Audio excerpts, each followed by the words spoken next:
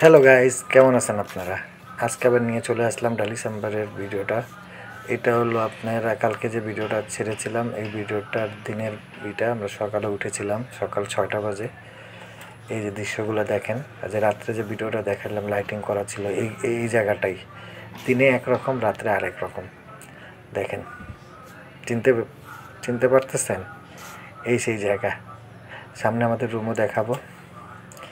রুমটাও খুব সুন্দর, দিনের বেলা আরও ভালো বোঝা যাবে। সুইমিং পুলটা আর এটা কত সুন্দর করা।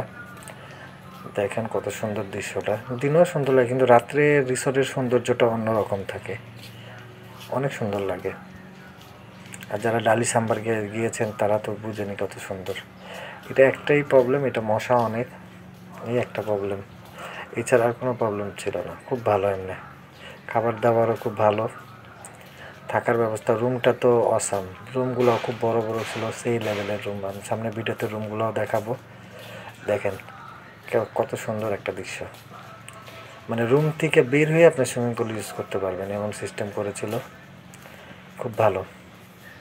দেখেন দৃশ্যগুলো দেখেন। এই সুইমিং পুলের এটা অনেক বড়। এই সুইমিং পুলটা মনে হয় ইয়ের মধ্যে যতগুলো রিসোর্ট আছে এর মধ্যে সবচেয়ে বড় সুইমিং পুল এইটারই।